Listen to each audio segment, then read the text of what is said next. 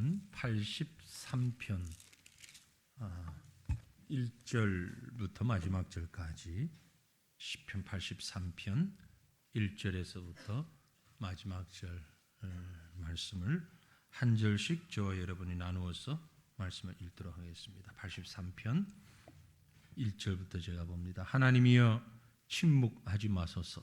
하나님이여 잠잠하지 마시고 조용하지 마소서.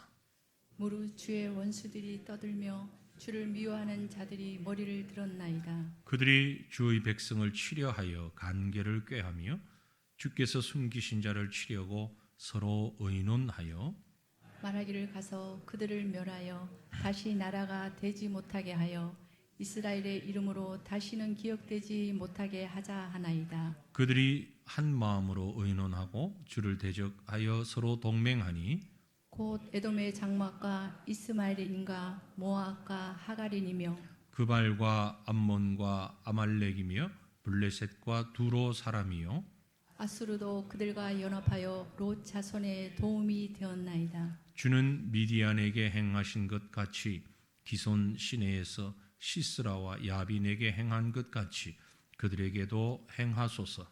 그들은 엔돈에서 패망하여 땅에 거름이 되었나이다. 그들의 귀인들이 오렙과 스앱 같게 하시며 그들의 모든 고관들은 세바와 살문나와 같게 하소서. 그들이 말하기를 우리가 하나님의 목장을 우리의 소유로 취하자 하였나이다. 나의 하나님이여 그들이 굴러가는 검불 같게 하시며 바람에 날리는 지푸라기 같게 하소서. 살림을 사르는 불과 산에 붙는 불길같이 주의 광풍으로 그들을 쫓으시며 주의 폭풍으로 그들을 두렵게 하소서. 여호와여 그들의 얼굴을 수치가 가득하게 하사 그들이 주의 이름을 찾게 하소서. 그들로 수치를 당하여 영원히 놀라게 하시며 낭패와 멸망을 당하게 하사 여호와라 이름하신 주만 온 세계의 지존자로 알게 하소서. 아멘. 여느 주일보다 좀 더 피곤하실 것 같습니다. 공동회의가 시간이 길어지면서 그랬고 또 우리 6월 6일 한마음잔치 준비를 하는 분들이 늦게까지 또 회의를 하면서 준비하시느라고 많이 피곤하실 터인데 또 이렇게 오후 시간 함께 하게 돼서 참 감사합니다. 오늘 우리가 시편 83편 보았는데요. 83편은 처음부터 마지막까지 함께 흐르는 얘기가 조용함과 잠잠함 그런 얘기들이 처음부터 끝까지 흐르고 있습니다. 왜 이런 말씀이 나오게 되었는가를 우리가 한번 좀 보기를 원하는데요. 83편 표제의 글을 보면 아삽의 시 곧 노래 그렇게 이제 표현되어 있습니다. 아삽이 지은 시에다가 곡조가 붙여져서 노래가 되어 불러졌고 이스라엘 공동체 전체의 고백이 되었다. 이런 의미를 가지고 있습니다. 시편 150편 가운데 가장 많은 시를 기록한 사람이 다윗이고요. 다윗의 시가 73편입니다. 150편 가운데 거의 절반에 해당되는 73편이 다윗의 시이고 그 위에 그 다음에 이제 많은 이름이 아삽입니다. 12편이 되고요.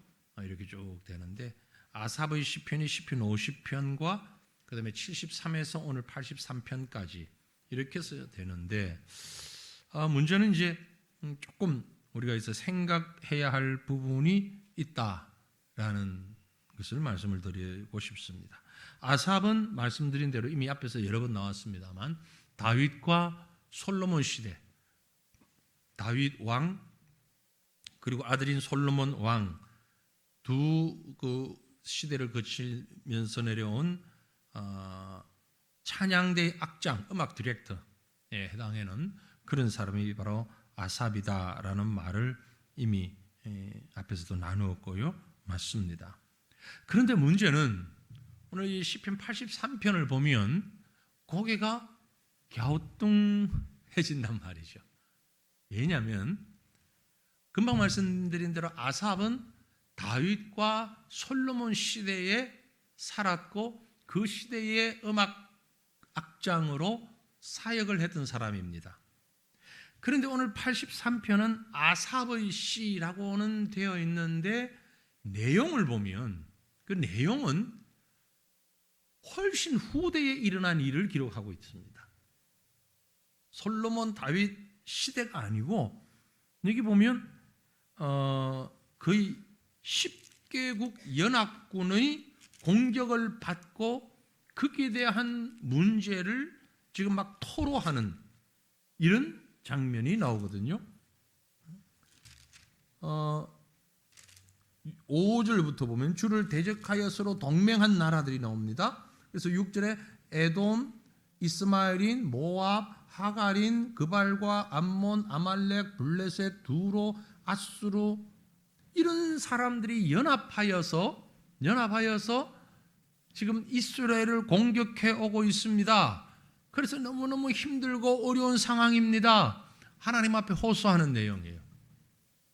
그런데 성경의 역사를 봐도 그렇고 이스라엘의 역사를 다 훑어봐도 그렇고 이런 일이 없거든요.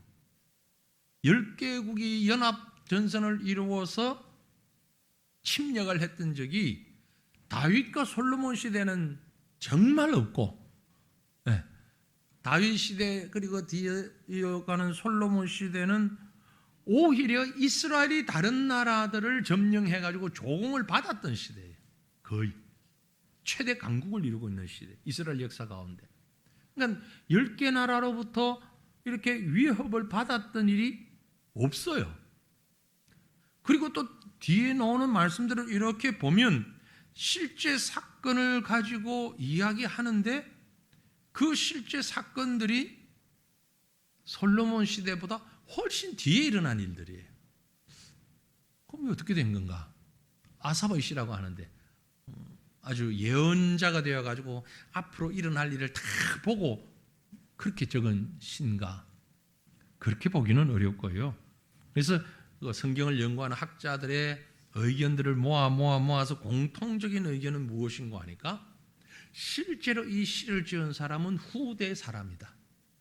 그런데 워낙 아삽에 관한 이야기와 그것이 그 이스라엘 백성들에게 매우 감명 깊은 그런 감동과 그런 역할들을 하고 있었기 때문에 후대 사람들이 시를 지어서 이것을 아삽의 노래에 맞추어서 아삽 때에 있던 그 노래에 맞추어서 노래를 부르다가 보니 시대가 흘러가면서 이게 아삽의 시라고 되었다라는 겁니다.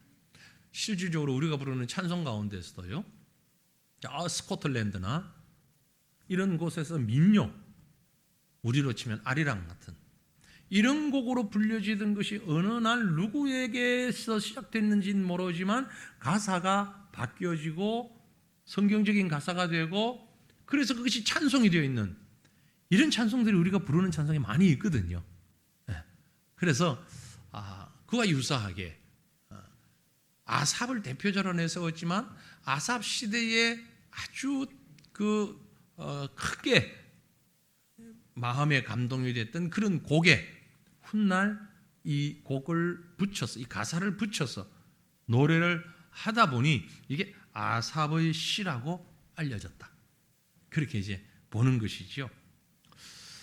그 정도 우리가 배경을 보면 83편은 크게 두 부분으로 나눌 수 있습니다. 전반부와 후반부인데요. 전반부는 8절까지고 그 다음에 나머지가 후반부인데 전반부는 하나님의 택한 백성들을 멸망시키기 위해서 달려드는 원수들의 그 도발, 여기에 관한 얘기를 하고 있습니다. 하나님 백성을 향하여서 도발하고 있는 원수들. 그런데 그런 도발자들을 바라보면서 이 시인의 마음에 가장 크게 마음에 와닿는 혹은 호소하고 싶은 그 말이 1절에 바로 처음부터 나와요. 뭐라고 하는 거니? 하나님이여 침묵하지 마소서. 하나님이여 잠잠하지 마소서. 조용하지 마소서. 조용히 계시지 말라니. 침묵하고 가만히 계시지 말라니. 침묵하지 마소서. 침묵이라는 말은 히브리의 도미라는 말인데 멈추지 마소서. 조용히 쉬지 마소서. 지금 하나님 백성의 입장에서 볼 때 하나님이 마치 주무시고 계시는 것 같아요. 너무 조용해. 하나님이 분명히 살아계신다면 뭔가 나타나야 되는데 뭔가 말씀이 나오든지 행동이 나오든지 어떤 역사가 나오든지 뭔가 이벤트가 있든지 있어야 되는데 너무 조용하단 말이에요. 침묵하지 마소서. 또 잠잠하지 마소서. 잠잠하다라는 말은 벙어리가 되지 말아달라. 입을 꾹 다물고 계시지 말아주십시오. 그런 얘기예요. 또 하나님께서 응답 없는 이런 상황을 견딜 수가 없습니다. 너무 조용해서 우리가 가끔은 너무 조용하면 겁날 때가 있잖아요. 가끔 시골에 이렇게 갔는데 정말 조용하고 아무 소리가 들리지 않습니다. 귀에서 오히려 맹하는 소리가 들릴 만큼, 이명이 들릴 만큼 아무 소리가 들리지 않으면 좀 무서울 때가 있잖아요. 그뿐입니까? 분명히 문제가 생겼어요. 그리고 그 문제에 대해서 이제 사람들이 이런저런 왁작지껄한 말들이 나와야 되는데 아무 말들이 나오지 않아요. 이상하죠. 예전에는, 요즘 애들은 뭐 그런 게 없습니다만 예전에는 방학 때 되면 꼭 성적표 가지고 왔잖아요. 학교에서 성적표 받아오잖아요. 방학하는 날. 성적표 가지고 집에 들어갈 때 마음이 푸근한 학생은 별로 없었어요. 그런 학생이 있어서만 손 들어봐요. 별로 그런 학생 없고요. 다 마음이 안절부절해요. 내가 원하는 성적이 안 나왔기 때문에. 그럼 또 선생님의 성적표 가져가서 부모님한테 보이고 도장 받아오라 그러잖아요. 이 성적표를 들고 부모에게 보이기 전에 정말 안절부절하며 딱 내놓았는데 예상과 달리 그 부모가 너무 조용하거나 전혀 야단을 치지 않을 때, 좀 야단 쳐주면 좋겠는데, 그래 속이 편안한데 전혀 야단 맞을 짓을 했는데도 야단을 쳐주지 않으실 때 왠지 불안하죠. 왠지 불안해. 그와 유사한 시인의 마음입니다. 지금 하나님이 분명히 무슨 말씀이 있어야 되는데 아무 말씀이 없어. 조용히.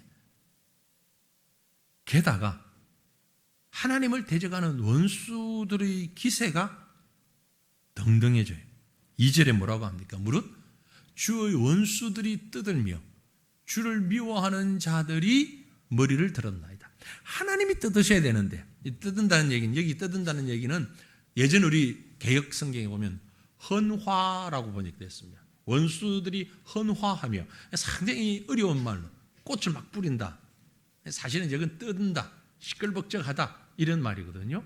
뜯은다는 말이 좀 더 가까운 번역인데, 원수들이 뜯으라. 하나님이 뜯는 게 아니고 누가 뜯는가에 따라서 다르잖아요. 그죠? 기쁠 수도 있고 그렇지 않을 수도 있습니다. 오후 예배 전에 조금 쉬려고 하는데 제 방에 유치부 애들 한 4명이 들어요. 몰아붙어서 들어가지고 확짝짝걸 해요. 그래서 제가 나가고 있어요. 야, 오래전에 정아무개가 내 방에 들어와서 그렇게 시끄럽게 할 때 이래로 처음이다.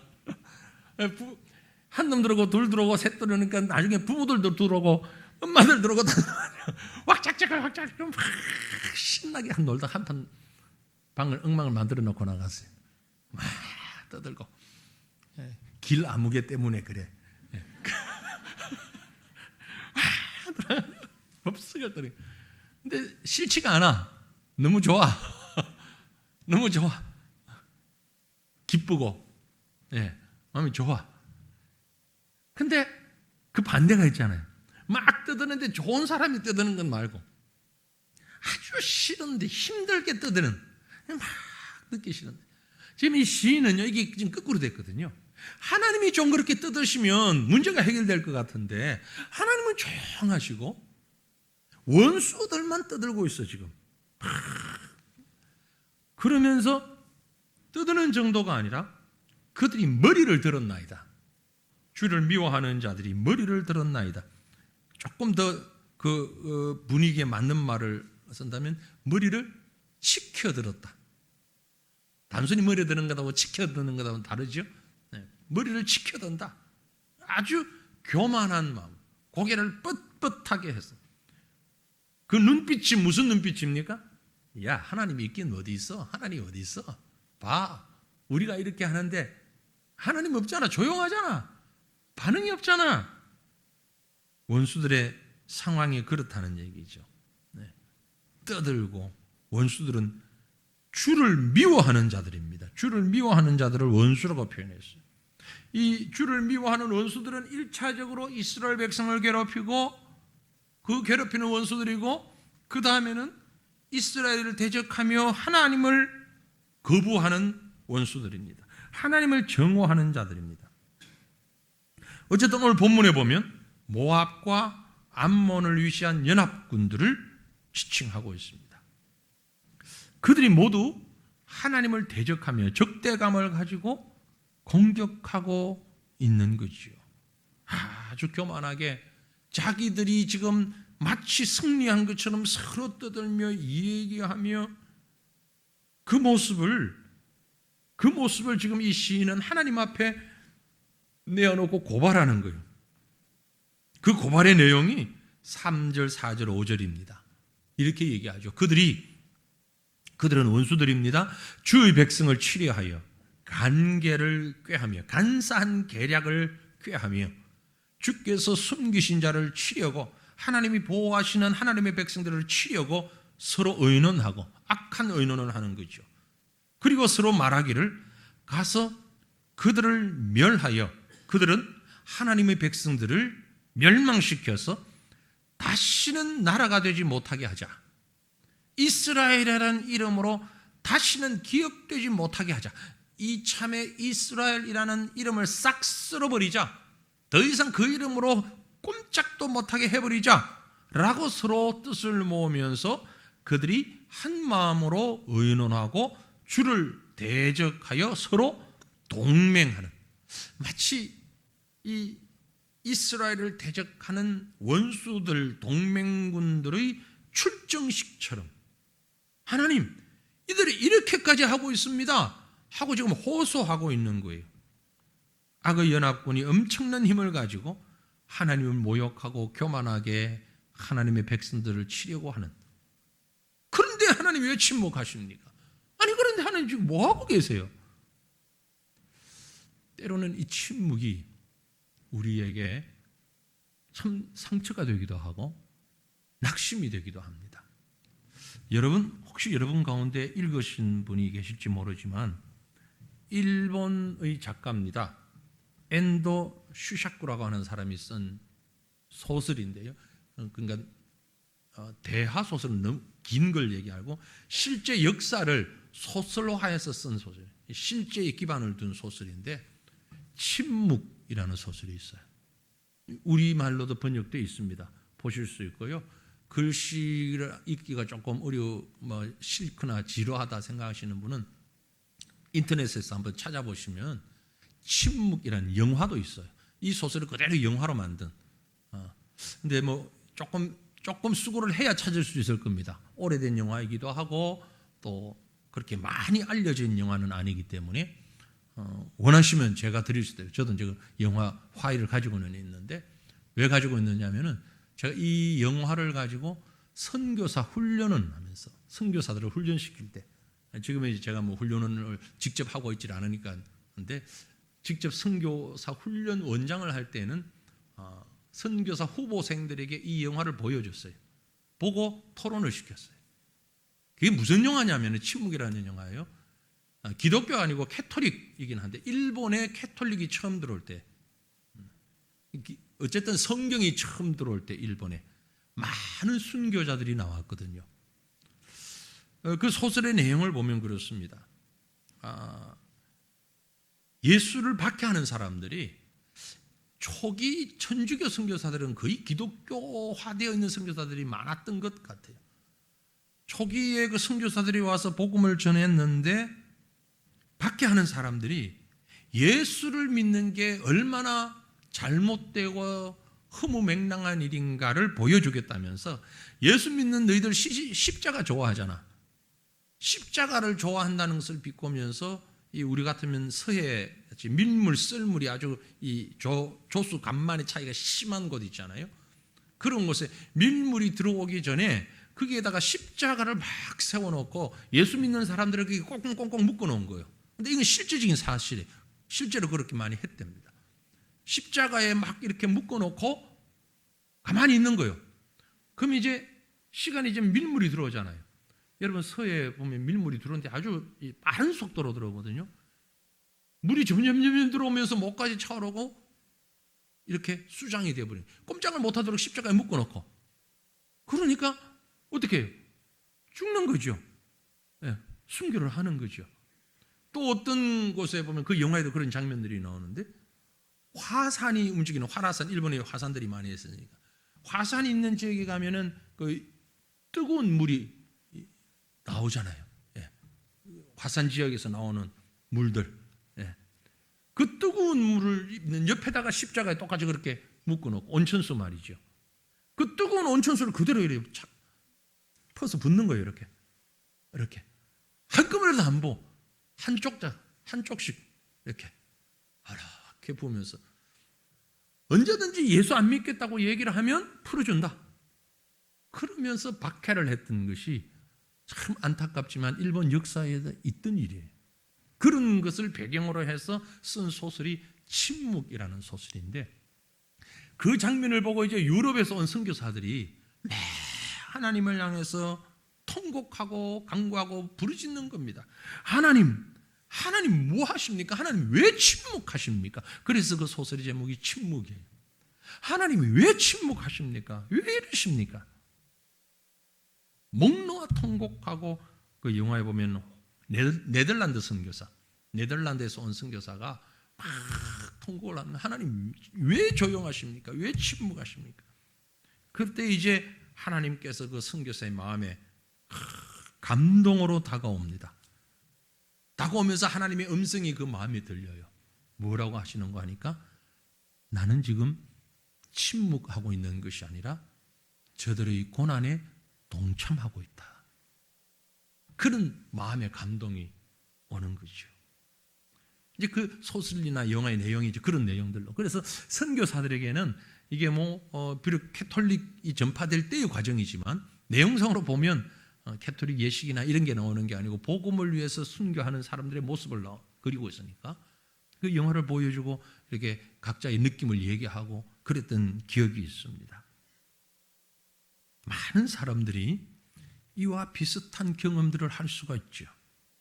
하나님이 분명히 일하셔야 되는데 이 정도 상황이면 하나님이 짠 하고 나타나서 짜장 하고 뭔가를 일을 해주셔야 하는데 아니 하나님 왜 이러십니까? 정말 하나님 계신 게 맞습니까? 개인적인 생활 속에서도 그렇게 느낄 수도 있고요. 가정이나 교회나 국가적인 상황에서도 얼마든지 그런 상황이 있다는 거죠. 하나님 왜 침묵하십니까? 왜 조용하십니까? 그게 오늘 1절, 2절에 나와 있는 시인의 마음이에요. 3절, 4절, 5절에 이 상황들을 지켜보면서 아니 하나님 이렇게까지 하는데 하나님은 왜 가만히 계십니까? 여러분 하나님께서 여러분의 고통과 신음을 외면하고 침묵하시는 것일까요? 아닙니다. 좀 전에 인용한 소설처럼 여러분이 눈물 흘릴 때에 주님도 눈물 흘리고 계시는 거예요. 침묵하시는 것이 아니라 함께 아파하고 계시는 거예요.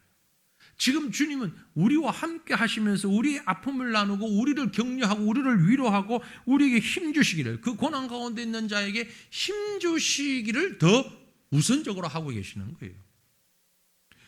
그렇다면 고난이라고 하는 게 뭡니까? 그건 바로 우리 믿는 자들로 하여금 하나님의 구원에 넉넉히 이룰 수 있도록 만들어 가시는 연단의 도구다. 하나님의 연단의 도구다. 그렇게 볼 수 있는 것입니다. 나중에 말이죠. 천국 가서 우리 다 천국 갈 거잖아요. 천국 가서 아침부터 저녁까지 계속 하는 게 있습니다. 뭘까요? 천국 가서 계속 하는 게 있는데 뭐죠?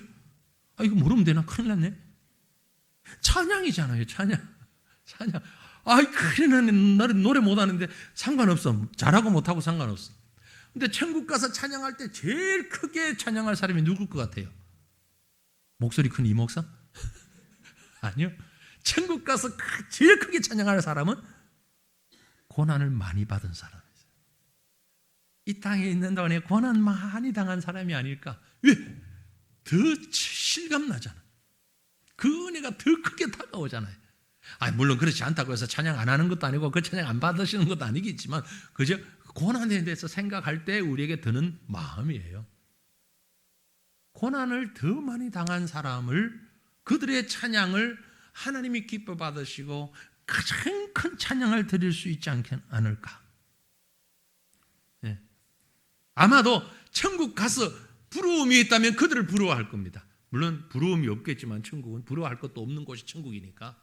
만약에 부러워할 것이 있다면 아마 그들을 부러워할 거예요. 참 그 고난 가운데서도 천국까지 이르렀구나. 큰 상급을 받았구나.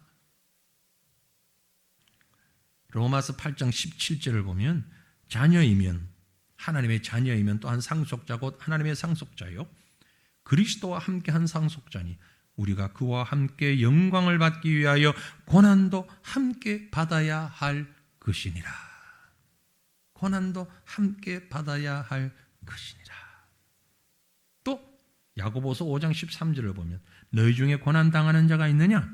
그는 기도할 것이요 즐거워하는 자가 있느냐? 그는 찬송할지니라. 고난 당할 때 기도하고 즐거워할 때 찬송하고, 하나님의 침묵은 그래서 외면이 아니다. 하나님이 외면하시는 것이 아니다. 더 큰 은혜를 주시기 위한 하나님의 더 큰 축복이다. 우리는 그렇게 믿으셔야 하는 것입니다. 시편 83편의 시인은 바로 그 부분을 하나님 앞에 노래하고 있는 거예요. 그러면서 이제 다시 본문으로 돌아가면 두 번째 단락은 이 9절부터 마지막 절까지인데요. 하나님의 심판을 간구합니다. 하나님 심판해 주십시오. 지금 하나님이 침묵하고 안 하시고 어쨌든 그건 하나님이 하시는 것이지만 하나님 저 죄에 대해서는 심판해 주십시오. 이 이후 부분을 보니 아까 처음 말씀드린 대로 이 역사는 다윗 솔로몬 시대 역사가 아니다라는 것이 이제 나오는 거죠. 10개 나라 연합군은 아니었다 할지라도 많은 나라들이 이스라엘을 대적하고 침략하곤 했잖아요. 거기에 대해서 간구하고 있는 겁니다. 9절부터 12절 말씀 우리 같이 한번 읽겠습니다. 주는 미디안인에게 행하신 것 같이 기손 시내에서 시스라와 야빈에게 행하신 것 같이 그들에게도 행하소서. 그들은 엔돌에서 패망하여 땅에 거름이 되었나이다. 그들의 귀인들이 오렙과 스앱 같게 하시며 그들의 모든 고관들은 세바와 살문나와 같게 하소서. 그들이 말하기를 우리가 하나님의 목장을 우리의 소유로 취하자 하였나이다. 아멘. 이 지금 시인은 회상하고 있는 거예요. 지난 역사를 회상하고 있어요. 그래서 여기서 얘기하는 역사적 사건은 사사시대에 일어난 일이거든요. 사사시대. 다윗 시대도 솔로몬 시대도 아니고 사사시대에 일어난 일입니다. 우리가 잘 아는 역사가 그 앞에 9절에 있는 얘기입니다. 미디안인에게 행하신 것 같이 기손 시내에서 시스라와 야빈에게 행하신 것 같이 그들에게도 행하소서. 미디안에게 행하신 일 하면 사사기 6장, 7장, 8장 내용이에요. 기드온이라는 말 이름 들어보셨잖아요. 성경에 기록되어 있는 아주 유명한 사건 중에 하나죠. 여러분, 기드온이 어떤 사람입니까? 아주 용기가 있는 산의 대장부 같은 사람이었나요? 전혀 아니거든요. 전혀 아닙니다. 군대에 있는 군목들이나 군 선교하는 분들이 기드온이라는 단어를 많이 쓰는데, 그래서 기드온 선교에 기드온 성경 기드온 기도 많이 하는데 사실 기드온은 그런 용맹한 사람 아니에요. 전혀 아닙니다. 어떤 사람이 성경을 보면 기드온은 졸장부예요. 아주 졸장부예요. 겁이 많아가지고 소심해가지고 용기가 없어가지고 타작마당에서 짜는 접틀 그 안에 들어가서 타작했던 사람이에요. 타작은 마당에서 해야 되잖아요. 근데 마당에서 하려고 하는 게 와가지고는 자기 죽일까 봐 도망갈 데가 없어. 접틀이 아주 크니까 큰 드럼통 같은 그 안에 들어가가지고 이렇게 타작하던 졸장부 중에 졸장부예요. 그런데 하나님께서 기드온을 택하셨고 미디안과의 싸움에서 기드온에게 군대를 모으라고 그랬잖아요. 그런데 그런 기드온의 말을 누가 듣고 군대가 모여질까 싶은데 사사기를 보면 기드온이 나라 구원하겠다고 딱 깃발을 들었을 때 군사가 32,000명이나 모였어요. 와, 어마어마한 32,000명 군대가 모였죠. 막 나팔을 불고 우리 나라 한번 살려보자. 으쌰으쌰 한번 해보자. 32,000명. 여러분 32,000명이 되게 많은 것 같은데 지금 이스라엘이 맞서 싸우려고 하는 미디안은요. 몇 명? 13만 5천 명.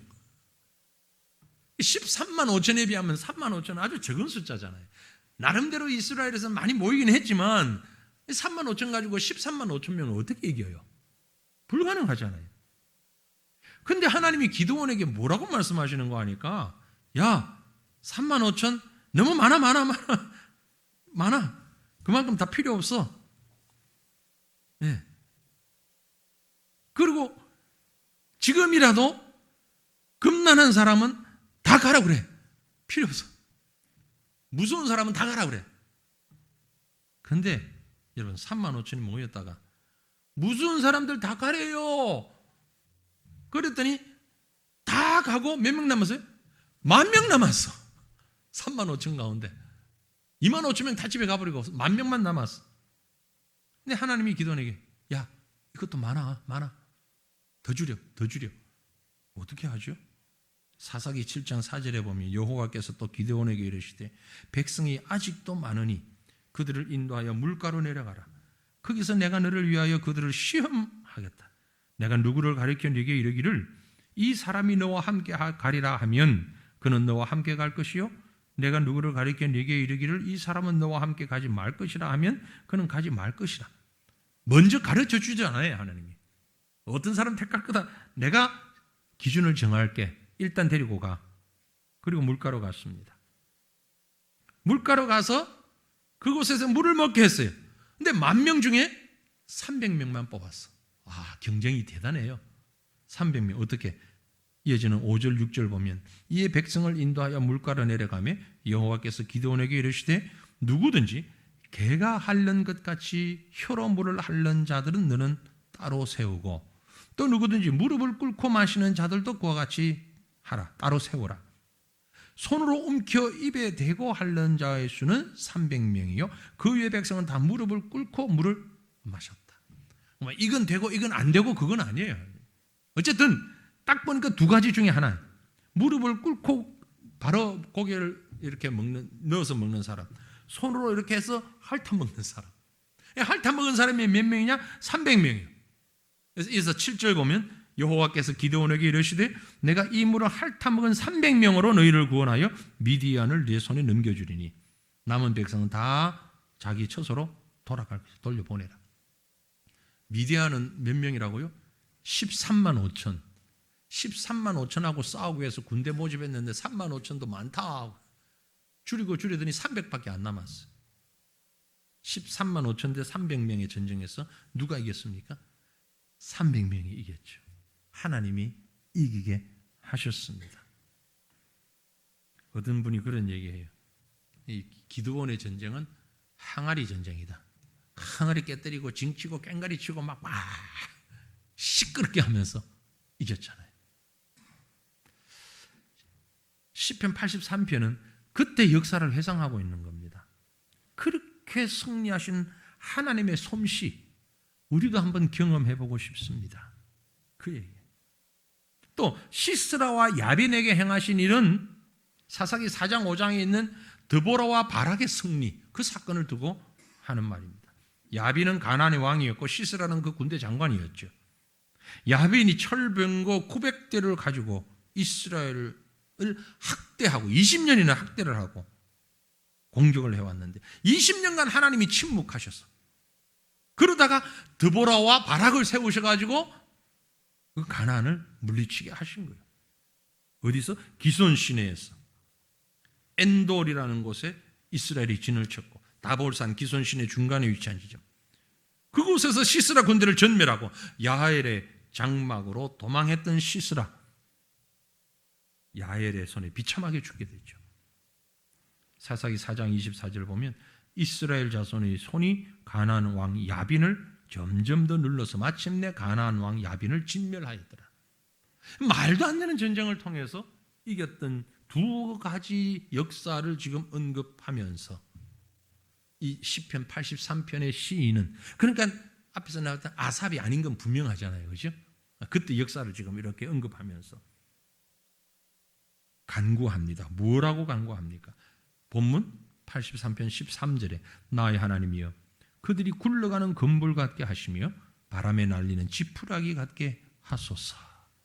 굴러가는 건불, 바람에 날리는 지푸라기 어떻습니까? 건불이라는 것은 여러분 나락 같은 걸 이렇게 다 타작하고 난 다음에 남는 그 짚을 태웠을 때, 짚도 가볍지만 짚을 태웠을 때 수술에 일어나면서 흘러 날아가는 거 건불이잖아요. 잡으면 바스락 부서지고 아무 힘 없는 저 대적들을 이렇게 굴러가는 건불 같게 바람에 날리는 지푸라기 같게 한 방에 멸망시켜 달라는 간구인 겁니다. 어떻게? 14절에 보면 불이 숲을 사르고 산을 태우듯 한 방에 한꺼번에 싹 하나님의 능력으로. 아니 기드온에게 하셨던 일 있잖아요. 드보라 때 하셨던 일 있잖아요. 왜? 그렇게 한번 해주시면 안 돼요? 이런 간구죠. 역사 속에서 살아계셨던 하나님, 지금도 이 시인의 가슴 속에 그대로 살아계신 하나님, 그 하나님께서 하나님의 백성들이 수치를 당하고 있을 때 일어나서 저들을 멸망시켜 달라고 하는 그런 간구입니다. 16절을 보면 여호와여 그들의 얼굴에 수치가 가득하게 하사 그들이 주의 이름을 찾게 하소서. 수치가 가득하여 주의 이름을 찾다. 쉽게 얘기하면 하나님, 저 북한 땅을 하나님께서 한 방에 치셔가지고 김정은이가 나 예수 믿을게, 나 예수 믿을게, 하나님 하고 부르짖을 수 있도록 해 주십시오. 그런 기도예요. 우리가 생각할 때는 말이 안 되는 그런 상황이 도대체 일어날 것 같지가 않은데 하나님의 능력이면 하실 수 있지 않습니까? 저들은 지금 우리 이스라엘이라고 하는 이름 자체를 없애버리려고 달려드는데 하나님 능력으로 한 방에 뒤치기, 대엎어치기, 저들이 하나님을 찾도록 하나님의 이름을 부르도록 이렇게 해 주십시오.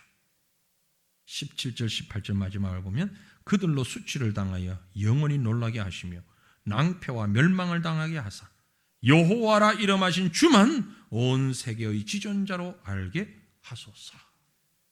이건 단순한 청원이 아니라 이렇게 믿는다는 거죠.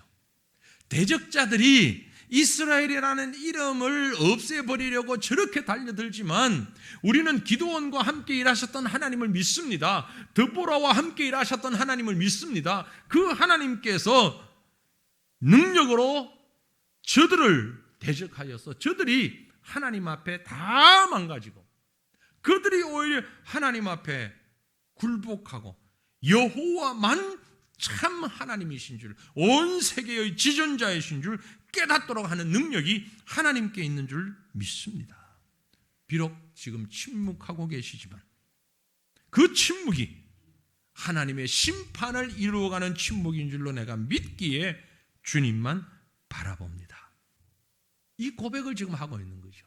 그러니까 이 시편 83편의 시인은 힘들고 어려운 상황에 있지만 처음은 하나님 왜 가만히 계셔요?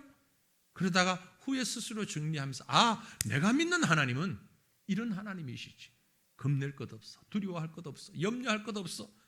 내가 믿는 하나님은 저들의 어떤 계략이 넘어가실 하나님이 아니고 오히려 하나님의 능력으로 저들을 이기셔서 그들이 하나님만이 참 지존자이신 것을 깨닫게 만드시는 하나님이신 거야. 그 하나님을 내가 믿습니다. 이 고백을 담은 것이 바로 시편 83편 말씀이라는 것입니다. 여러분, 저와 여러분에게 이런 믿음이 우리 심령 가운데 굳게 서 있기를 간절히 바랍니다. 때에 따라서 내 짧은 이해력으로, 내 짧은 판단으로 하나님이 도대체 왜 그러시는지 고개가 갸우뚱해질 때 있습니다. 그때의 우리의 답은 나의 하나님은, 전능하신 하나님은 모든 것을 아시는 전지전능하신 하나님이시고 모든 것을 이루어 가시는 하나님이라는 것을 깨닫고 그 하나님 앞에 소망과 생명과 찬양을 잃지 아니하고 궁극적으로 하나님께서 우리를 구원하시고 세상을 심판하실 능력의 하나님이라는 사실을 잊지 않는 우리 성도들 되시기를 주님의 이름으로 축원합니다.